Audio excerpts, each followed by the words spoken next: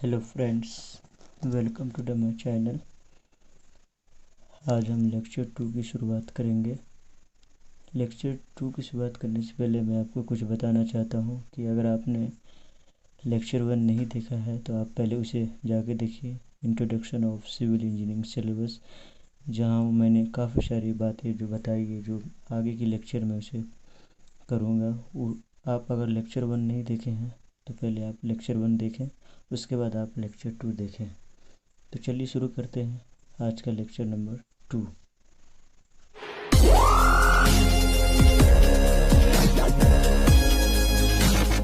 Lecture number 2 हम शुरू करने से पहले आपको कुछ बातें बता देते हैं। सबसे पहला कि हम पार्ट 1 फेज को लेके चल रहे हैं, जिसका न्यूमेरिकल फेज जिसको बोल सकते हैं आप, सब्जेक्ट हाइड्रोलिक मैकेनिक्स और मशीन को लेके चल रहे हैं। उसकी यूनिट फर्स्ट को लेके आज चलना है, जिसका नाम है डायमेंशनल एंड मॉडल एनालिसिस। उस यूनिट के अंदर में जो टॉपिक आज हम कवर करेंगे, थ्योरेटिकली आज कवर करेंगे dimensional analysis and similarity parameter. मतलब इसमें हम डायमेंशनल एनालिसिस के बारे में जानेंगे, उसकी जो सिमिलरिटी पैरामीटर है उसको भी आज हम जानेंगे। तो चलिए शुरू करते हैं। इसकी बेसिक एनालिसिस क्या होता है, व्हाट इज डायमेंशनल एनालिसिस। तो आप इसे आराम से पढ़िए इसे।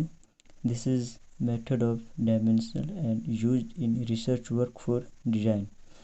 यह डायमेंशन का मेथड है जिसका यूज जो है डिज़ाइंस के लिए रिसर्च वर्क में होता है। मतलब आप इसे इस तरह से कह सकते हैं कि इसका जो यूज है रिसर्च वर्क में डिज़ाइंस के लिए किया जाता है।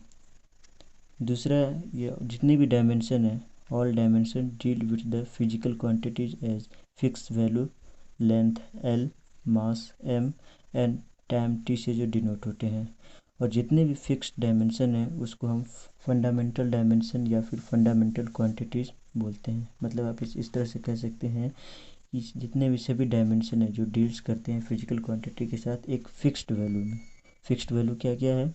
लेंथ L, जिसको हम L से डिनोट करते हैं, मास M एंड टाइम T। और जितने भी फिक्स डायमेंशन है उसे हम फंडामेंटल डायमेंशन या फिर फंडामेंटल क्वांटिटीज बोलते हैं।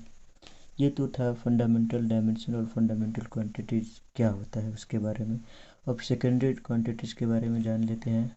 इसको हम ड्राइव क्वांटिटीज भी बोलते हैं। Those quantities which possess more than one fundamental quantities.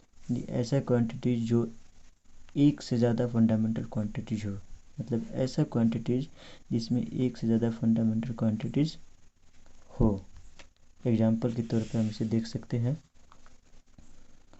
Velocity का फॉर्मूला होता है डिस्टेंस अपॉन टाइम, यानी distance per unit time.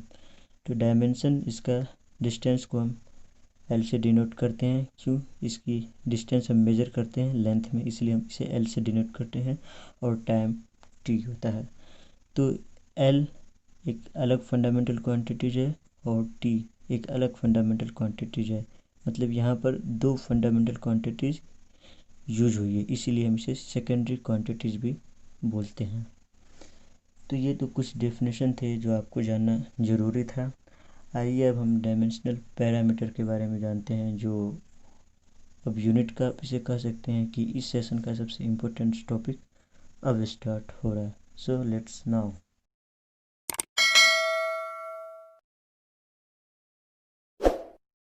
Dimension analysis and similitude में हम डायमेंशन पैरामीटर के बारे में जानेंगे। पहले इसको हम 3 भाग में डिवाइड करेंगे। पहला पार्ट फिजिकल क्वांटिटीज, दूसरा काइनेमेटिक क्वांटिटीज और तीसरा डायनेमिक क्वांटिटीज में हम डिवाइड करेंगे। फिजिकल क्वांटिटीज के अंदर में भी हम 2 पार्ट देखेंगे। एक फंडामेंटल, जो अभी अभी हमने आपको दिखाया फंडामेंटल क्वांटिटीज क्या होती है, और दूसरा ज्योमेट्रिक क्वांटिटीज। फंडामेंटल क्वांटिटीज में लेंथ, इसका सिंबल L होता है और उसकी डायमेंशन L होती है। मास, जिसका सिंबल M होता है और उसकी डायमेंशन M होती है। टाइम, जिसका सिंबल T होता है और डायमेंशन T होती है। ये आपको लग रहा होगा कि ये बहुत ही भी बेसिक है, लेकिन अगर आपको ये डायमेंशन जो फंडामेंटल, ज्योमेट्रिकल और काइनेमेटिक क्वांटिटीज़ के अगर डायमेंशन आपको और सिंबल नहीं याद रहेंगे तो आगे के न्यूमेरिकल में बहुत प्रॉब्लम क्रिएट होंगे। तो इसलिए इसे जानना ज़रूरी है। चलिए ज्योमेट्रिक क्वांटिटीज में जानते हैं एरिया। एरिया को हम ए से डिनोट करते हैं और एरिया का हमें फॉर्मूला पता है, लेंथ इंटू बी होता है। इसका मतलब लेंथ इंटू बिर्थ जिसको बोलते हैं, तो लेंथ एल से डिनोट करेंगे और बिर्थ जिसका ये भी एक डिस्टेंस के फॉर्म में आता है, जिसको मेजर हम लेंथ में करते हैं, तो L into L upon L square. और एरिया का यूनिट आपको पता है स्क्वायर में होता है, तो इसलिए एल स्क्वायर ये डायमेंशन एरिया का हो गया। वॉल्यूम, वॉल्यूम का सिंबल वी, कॉमन में इसे वी बोलते हैं। इसका formula length into breadth into height होता है। तो आप इसे सेम तरीके से देख सकते हैं। हम डिस्टेंस को मेजर किस रूप में करते हैं, डिस्टेंस को मेजर हम एल के फॉर्म में करते हैं। तो एल के फॉर्म में इसका मतलब ये डिस्टेंस है लेंथ, तो इसका डिस्टेंस एल से मेजर होगा। बी, ये भी एक डिस्टेंस है, इसको मेजर हम एल से ही करेंगे। एच, ये हाइट है, ये भी हाइट ऊपर डिस्टेंस मेजर करेंगे हाइट से नीचे से ऊपर तक, तो ये भी एल के फॉर्म में, लेंथ के फॉर्म में मेजर होगा। तो ये एल क्यू हुआ, एल क्यू क्योंकि वॉल्यूम आपको यूनिट पता है मीटर क्यूबिक मीटर होता है, इसीलिए इसको एल क्यू भी बोलते हैं। बाकी आप ये फॉर्मेशन आप मैथमेटिकली भी देख सकते हैं। आइए हम देखते हैं बी पार्ट काइनेमेटिक क्वांटिटीज में। काइनेमेटिक क्वांटिटीज में सबसे पहला वेलोसिटी को हम लेते हैं। वेलोसिटी का सिंबल वी होता है। इसका सबसे पहले फॉर्मूला देखते हैं। डायमेंशन निकालने से पहले फॉर्मूला बोलते हैं। काइनेमेटिक क्वांटिटीज को हम सेकेंडरी क्वांटिटीज भी बोलते हैं। सेकेंडरी क्वांटिटीज आपको पता है जो एक फंडामेंटल से ज़्यादा क्वांटिटीज ऐड हो। तो डिस्टेंस अपॉन टाइम ये वेलोसिटी का फॉर्मूला होता है। तो डिस्टेंस को हम मेजर एल से करते हैं और टाइम को टी से करते हैं। तो लेंथ अपॉन टाइम हुआ, यहाँ पर लेंथ अपॉन टी का पावर ऑफ -1। ये टी का पावर ऑफ -1 क्या हुआ, एक मैथमेटिकल जो रूल है वो आपको पता होगा कि जैसे 1/n होता है, इसका मतलब n-1 लिख सकते हैं आप, या फिर इस तरह कह सकते हैं कि x-1, तो इसको हम इस तरह के फॉर्म में लिख सकते हैं, 1/x लिख सकते हैं। ये मैथमेटिकल कुछ टर्मिनोलॉजी था जो आपको पहले से भी पता होगा। दूसरा आते हैं एंगुलर वेलोसिटी पर, जिसका सिंबल ओमेगा होता है। इसका फॉर्मूला 1/टाइम या फिर टाइम पर यूनिट बोल सकते हैं। तो सेम मेथड यहाँ पे 1/टाइम में टी का पावर -1 हो गया। एक्सेलरेशन, एक्सेलरेशन सिंबल आपको ये दिख रहा है, इसका formula distance upon time square होता है। यहाँ पे डिस्टेंस एल, टाइम का टी स्क्वायर हो गया। तो आप देख सकते हैं कि 1/टी स्क्वायर, 1/टाइम का स्क्वायर, तो यहाँ पर माइनस में आ जाएगा 2, तो एल टी का पावर। एक्सेलरेशन, एंगुलर एक्सेलरेशन का सिंबल होता है अल्फ़ा। इसका फॉर्मूला सेम आप देखे होंगे, एंगुलर वेलोसिटी का होता है, उसी टाइप का ये होता है। तो 1/टाइम या फिर सिमिलिटी बोल सकते हैं एंगुलर वेलोसिटी और एंगुलर एक्सेलरेशन के फॉर्मूला को, क्योंकि इसकी डिस्टेंस मेजरमेंट जब फॉर्मूला ड्राइव होती है तो सेम ही होती है। 1/टाइम आप देखते हैं काइनेमेटिक क्वांटिटीज में, जिसका सिंबल क्यू होता है और इसका फॉर्मूला वेलोसिटी अपॉन एरिया होता है, जिसके वी अपॉन ए से हम डिनोट करते हैं। वेलोसिटी का हमने अभी डायमेंशन निकाल चुके हैं और एरिया का भी हमने डायमेंशन निकाल, दोनों को पुट कर देंगे और इसको सिंप्लीफाई कर देंगे, तो एल क्यू टी का पावर -1 हो जाएगा। डिस्चार्ज का यूनिट मीटर क्यूब पर सेकंड होता है। आइए अब आगे हम देखते हैं काइनेमेटिक क्वांटिटीज में ही हम आगे देखेंगे एक्सेलरेशन ड्यू टू ग्रेविटी। इसका सिंबल जी होता है और इसका डायमेंशन एल टी का पावर -2 होता है। काइनेमेटिक विस्कोसिटी, काइनेमेटिक विस्कोसिटी का सिंबल म्यू होता है और इसका डायमेंशन एरिया अपॉन टाइम होता है। तो एरिया एल स्क्वायर, 1/टाइम का मतलब टी का पावर -1 हो गया। हमने अभी काइनेमेटिक क्वांटिटीज और फिजिकल क्वांटिटीज देख चुके हैं।